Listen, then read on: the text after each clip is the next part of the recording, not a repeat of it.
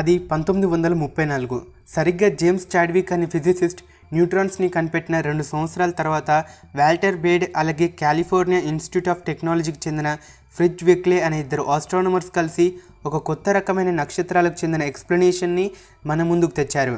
అవే neutron stars. దాదాపు ఇది జరిగిన 30 సంవత్సరాల తర్వాత 1967లో యాంటనీ హెవిష్ ఇంకా అతని అసిస్టెంట్ ఆస్ట్రానమర్ అయిన జాస్లిన్ బెల్బర్నెల్ కలిసి PSR B1919+21 అనే ఒక పల్సార్ని కనిపెట్టడం జరిగింది. PSR B1919+21 అనేది ఒక న్యూట్రాన్ స్టార్. అలా మొట్టమొదటిసారిగా ఈ అనంతమైన విశ్వంలో బ్లాక్ హోల్స్ తర్వాత అత్యంత శక్తివంతమైన సెలెస్టియల్ ఆబ్జెక్ట్ అయిన న్యూట్రాన్ స్టార్ని మనిషి కనిపెట్టాడు. వీటిని కనిపెట్టినందుకు గాను 1974లో యాంటనీ హెవిష్కి ఫిజిక్స్లో నోబెల్ ప్రైజ్ని ఇవ్వడం జరిగింది. అలా అప్పటి నుండి ఇప్పటి వరకు మనం న్యూట్రాన్ స్టార్స్కి సంబంధించిన ఎన్నో కొత్త విషయాలను తెలుసుకుంటూ వస్తున్నాం. కాబట్టి ఈరోజు ఈ వీడియోలో అసలు ఒక న్యూట్రాన్ స్టార్ ఎలా తయారవుతుంది, ముఖ్యంగా న్యూట్రాన్ స్టార్స్ లోపల ఎలా ఉంటుంది, ఇలా న్యూట్రాన్ స్టార్స్కి చెందిన పూర్తి విషయాలను ఈ వీడియోలో మనం తెలుసుకుందాం. ఈ వీడియో చాలా ఇంట్రెస్టింగ్గా ఉండబోతుంది.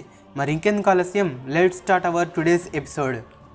న్యూట్రాన్ స్టార్స్ లోపలికి మన జర్నీని మొదలుపెట్టే ముందు మనం న్యూట్రాన్ స్టార్స్ ఎలా తయారవుతాయి, ఇంకా న్యూట్రాన్ స్టార్స్కి చెందిన కొన్ని విషయాలను తెలుసుకుందాం. సాధారణంగా ఒక స్టార్ స్టేబుల్గా ఉంది అంటే దానికి కారణం ప్రెషర్ ఆఫ్ బ్యాలెన్స్. స్టార్స్ యొక్క గ్రావిటీ ఆ స్టార్లోని మెటీరియల్ని దాని కోర్ వైపుగా కంప్రెస్ చేస్తూ ఉంటుంది. దీనివల్ల స్టార్ యొక్క కోర్లో న్యూక్లియర్ ఫ్యూజన్ అనే ప్రాసెస్ మొదలవుతుంది. అందులో భాగంగా కోర్లో ఉండే హైడ్రోజన్ యాటమ్స్ హీలియం యాటమ్స్గా మారడం జరుగుతుంది. ఇలా 2 హైడ్రోజన్ యాటమ్స్ కలిసి హీలియంగా మారినప్పుడు వాటి నుండి ఎనర్జీ రిలీజ్ అవుతుంది.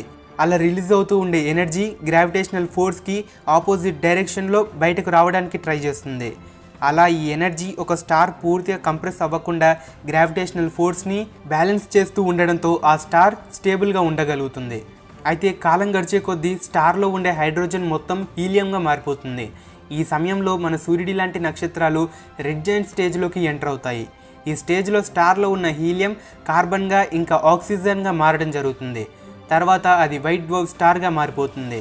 కానీ మన సూర్యుడి కన్నా 8 రెట్లు ఎక్కువ మ్యాసివ్ స్టార్స్లో ఈ ప్రాసెస్ ఇంకా చాలా ఇంట్రెస్టింగ్గా మారుతుంది.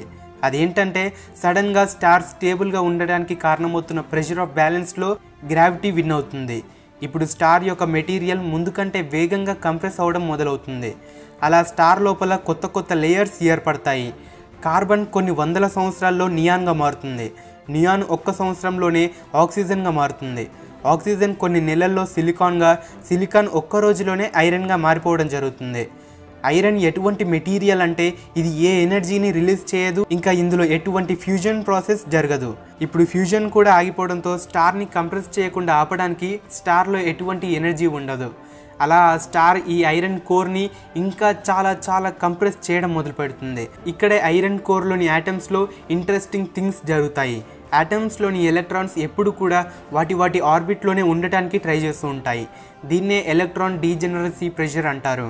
కానీ స్టార్ యొక్క కోర్ మాస్ మన సూర్యుడి కన్నా 1.4 టైమ్స్ ఎక్కువ ఉన్నట్లయితే ఎలక్ట్రాన్ డీజెనరసీ ప్రెషర్ కూడా దీన్ని ఏం చేయలేదు.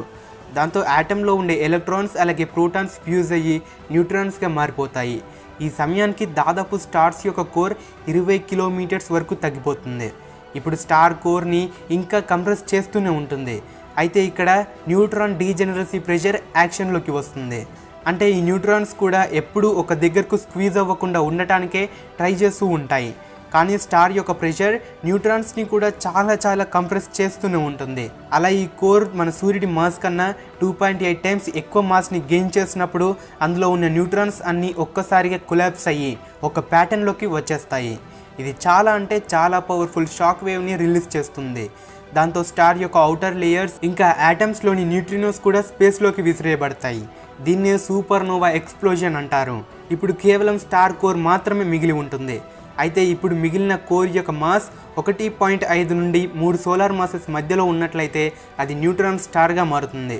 ఒకవేళ 3 సోలార్ మాసెస్ కంటే ఎక్కువ ఉన్నట్లయితే అది బ్లాక్ హోల్గా మారుతుంది. ఇలా తయారైన న్యూట్రాన్ స్టార్ చాలా డెన్సిటీని కలిగి ఉంటుంది. అది ఎంత అంటే న్యూట్రాన్ స్టార్ పైన ఒక షుగర్ క్యూబ్ అంత సైజు ఉన్న ఆబ్జెక్ట్ బరువు భూమి పైన 100 మిలియన్ టన్స్తో సమానం. అంతేకాదు వీటి గ్రావిటీ కూడా చాలా చాలా ఎక్కువ ఉంటుంది. దాంతో భూమి పైన 50 కిలోల బరువు ఉన్న ఒక వ్యక్తి న్యూట్రాన్ స్టార్ పైకి వెళ్ళినట్లయితే అప్పుడు అతని బరువు ఇంతవరకు పెరిగిపోతుంది. న్యూట్రాన్ స్టార్ యొక్క హ్యూజ్ గ్రావిటీ గ్రావిటేషనల్ లెన్సింగ్కి కూడా దారితీస్తుంది. దాంతో మనం న్యూట్రాన్ స్టార్స్ యొక్క వెనక భాగాన్ని కూడా చూడొచ్చు. ఇంకా న్యూట్రాన్ స్టార్స్ పైన ఉండే స్టార్ మెటీరియల్ని న్యూట్రోనియం అంటారు. ఇది పీరియాడిక్ టేబుల్లో 0 ప్లేస్లో ఉంటుంది. అలాగే న్యూట్రాన్ స్టార్స్ విశ్వంలోనే అత్యంత వేగంగా రివాల్వ్ అయ్యే ఆబ్జెక్ట్స్లో ఒకటి. ఇప్పటి వరకు మనం కనిపెట్టిన అత్యంత వేగంగా రివాల్వ్ అయ్యే న్యూట్రాన్ స్టార్ సెకండ్కి 716 సార్లు తన చుట్టూ తాను తిరుగుతుంది. అలాగే ఇప్పటి వరకు మనం 2000కు పైగా న్యూట్రాన్ స్టార్స్ని కనిపెట్టాం. ఇలా న్యూట్రాన్ స్టార్స్కి సంబంధించిన ఎన్నో ఫ్యాక్ట్స్ని ఒక సపరేట్ వీడియోలో తెలుసుకుందాం. సరే, ఇక ఇప్పుడు ఒక న్యూట్రాన్ స్టార్ లోపలికి మన జర్నీని మొదలు పెడదాం. ఇక్కడ నుండి జాగ్రత్తగా వినండి. ఒక న్యూట్రాన్ స్టార్లో మొత్తం 5 లేయర్స్ ఉంటాయి. అవి atmosphere, outer crust, inner crust, outer core ఇంకా ఇన్నర్ కోర్. భూవాతావరణంలో దాదాపు ఆక్సిజన్ అలాగే నైట్రోజన్ ఆటమ్స్ మాలిక్యులర్ ఫామ్లో ఉంటాయి. కానీ న్యూట్రాన్ స్టార్స్ యొక్క అట్మాస్ఫియర్ మాత్రం ఆటమ్స్తో తయారై ఉండదు. అది మొత్తం ప్లాస్మా అనబడే మ్యాటర్ రూపంలో ఉంటుంది. ఇక్కడ ఉండే 1,000,000 డిగ్రీస్ సెల్సియస్ టెంపరేచర్స్ కారణంగా ఆటమ్స్లోని న్యూక్లియై అలాగే ఎలక్ట్రాన్స్ సపరేట్ అయిపోతాయి. ఈ న్యూక్లియస్ దాదాపు హైడ్రోజన్ లేదా హీలియం ఆటమ్స్కే సంబంధించినవి అయి ఉంటాయి. నిజానికి న్యూట్రాన్ స్టార్స్ యొక్క అట్మాస్ఫియర్ 1 మీటర్ ఎత్తు వరకు ఉంటుంది. కానీ ఇక్కడ ఉండే 100 బిలియన్ జీస్తో సమానమైన గ్రావిటీ వల్ల ఈ ప్లాస్మా అనేది సర్ఫేస్ నుండి కేవలం 10 సెంటీమీటర్ల ఎత్తు వరకే వ్యాపించి ఉంటుంది. ఈ అట్మాస్ఫియర్కి కింద సాలిడ్ క్రస్ట్ ఉంటుంది. ఇక్కడ న్యూక్లియస్ ఒక క్రిస్టలైన్ ప్యాటర్న్లో అమర్చబడి ఉంటాయి. ఇంకా లోతుకు వెళ్ళినట్లయితే అక్కడ ప్రెషర్ ఎంతలా ఉంటుంది అంటే దాంతో ఎలక్ట్రాన్స్ అనేవి న్యూక్లియైలో కలిసిపోతాయి. దీన్నే ఎలక్ట్రాన్ క్యాప్చరింగ్ అంటారు. ఇలా తయారైన మెటీరియల్స్ని న్యూట్రాన్స్ అంటారు. అయితే న్యూట్రాన్స్ అనేవి పాజిటివ్ ఛార్జెస్ని కలిగి ఉంటాయి. దాంతో ఎప్పుడు కూడా ఒక న్యూట్రాన్ మరో న్యూట్రాన్తో రిపెల్ అవుతూ ఉంటుంది. అయితే న్యూట్రాన్ స్టార్స్లోని ఇన్నర్ క్రస్ట్ దగ్గరకు చేరుకునేసరికి న్యూట్రాన్స్ నెమ్మదిగా వాటి స్పెరికల్ షేప్స్ని కోల్పోతాయి. ఈ స్టేజెస్కి కొన్ని టెక్నికల్ నేమ్స్ని కూడా ఇవ్వడం జరిగింది. అలా మనం ఇంకా డీప్కి వెళ్ళే కొద్దీ ఇది ఎక్స్ట్రీమ్గా మారుతూ వస్తుంది. ఇక్కడ టాప్ లెవెల్స్లో ఇవి కొద్ది వరకు స్పెరికల్ షేప్స్లోనే ఉంటాయి. దీన్ని న్యూక్లియర్ గ్నోచి అంటారు.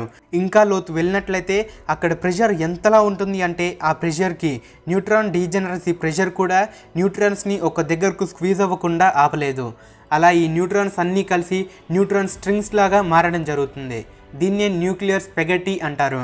తర్వాత ఇంకా లోతు వెళ్ళినట్లయితే ఈ న్యూట్రాన్ స్ట్రింగ్స్ షీట్స్గా మారుతాయి. దీన్నే న్యూక్లియర్ లసగ్నా అంటారు. ఇవి ఇంకా కొలాప్స్ అవుతూనే ఉంటాయి. అలా ఇవన్నీ కలిసి విశ్వంలోనే అత్యంత స్ట్రాంగెస్ట్ మెటీరియల్గా మారడం జరుగుతుంది. దాన్నే న్యూక్లియర్ పాస్తా అంటారు. ఇది స్టీల్ కన్నా క్వాంటిలియన్ టైమ్స్ ఎక్కువ స్ట్రాంగ్గా ఉంటుంది. న్యూక్లియర్ పాస్తా తర్వాత కోర్ ఉంటుంది. ఇక్కడ విచిత్రమైన విషయం ఏంటంటే మళ్ళీ ఈ న్యూక్లియర్ పాస్తా కోర్లోకి వచ్చేసరికి లిక్విడ్స్ రూపంలోకి కన్వర్ట్ అవుతుంది. దీని డెన్సిటీ క్రస్ట్ కన్నా తక్కువనే ఉంటుంది. ఈ స్టేజ్లో ఉండే హై ప్రెషర్స్లో న్యూట్రాన్స్ అనేవి ఎలా మారతాయో మనకు తెలియదు. అయితే శాస్త్రవేత్తల ప్రకారం ఈ కండిషన్స్లో ప్రోటాన్స్ అలాగే న్యూట్రాన్స్ అనేవి క్వార్క్స్గా డిసాల్వ్ అవ్వడం జరుగుతుంది. వీటి ద్వారా తయారైన క్వార్క్ ఓషియన్స్ని క్వార్క్ గ్లోన్ ప్లాస్మా అని అంటారు. వీటిలో కొన్ని క్వార్క్స్ స్ట్రేంజ్ క్వార్క్స్గా మారుతాయి.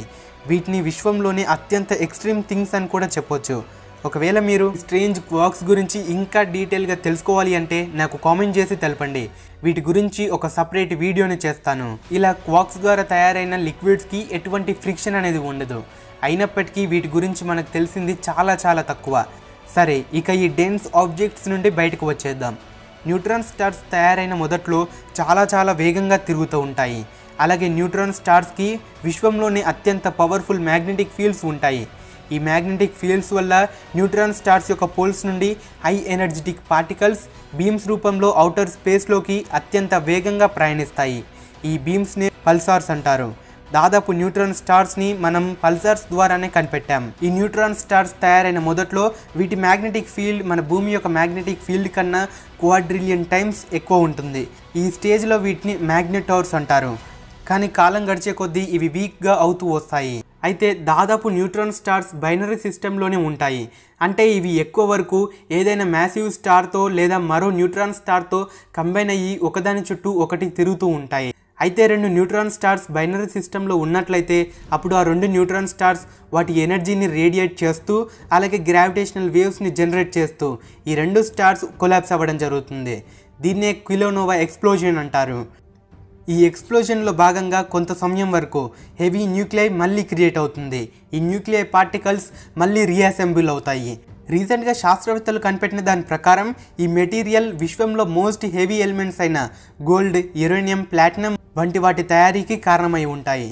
అలా ఒక న్యూట్రాన్ స్టార్ బ్లాక్ హోల్గా మారుతుంది. ఇప్పుడు మనం చూస్తున్న హెవీ ఎలిమెంట్స్ తయారవ్వడానికి ఒక స్టార్ ఒక్కసారి కాదు 2 సార్లు చనిపోవాల్సి వస్తుంది. ఇంకా కొన్ని మిలియన్ల సంవత్సరాల తర్వాత ఈ యాటమ్స్ అన్నీ తిరిగి ఒక దగ్గరకు చేరుకుంటాయి. దాంతో అవి ఒక నెబ్యులాని క్రియేట్ చేస్తాయి. మళ్ళీ ఈ నెబ్యులా నుండి ఒక స్టార్ మరియు ప్లానెట్స్ తయారవుతాయి. ఇలా మళ్ళీ ఒక స్టార్ తన లైఫ్ సైకిల్ మొదటికి వస్తుంది. దీనికి బెస్ట్ ఎగ్జాంపుల్ మన సోలార్ సిస్టమే. మనకన్నా ముందు ఉన్న న్యూట్రాన్ స్టార్లోని పదార్థమే ఇప్పుడు మన చుట్టూ ఉన్న ఆబ్జెక్ట్స్. అంటే ఒక న్యూట్రాన్ స్టార్లోని పార్టికల్స్ ద్వారా తయారైన మనిషి ఇంకా మనిషి చుట్టూ ఉన్న ఆబ్జెక్ట్స్ ద్వారా ఒక న్యూట్రాన్ స్టార్ గురించి తెలుసుకోవడానికి కొన్ని సంవత్సరాల నుండి మనిషి ప్రయత్నిస్తూనే ఉన్నాడు. వావ్, ఈ విశ్వం ఎంత విచిత్రంగా ఎంత మిస్టీరియస్గా ఉందో కదా. దీని గురించి మీరేమనుకుంటున్నారు నాకు కామెంట్స్ ద్వారా తెలియజేయండి. ఓకే ఫ్రెండ్స్, వీడియో నచ్చినట్లయితే లైక్ చేసి మీ ఫ్రెండ్స్ అందరికీ షేర్ చేయండి. ఇలాంటి science and space related videos కోసం ఛానల్కి సబ్స్క్రైబ్ చేసుకొని పక్కన ఉన్న బెల్ బటన్ని కూడా యాక్టివేట్ చేసుకోండి. Thank you for watching.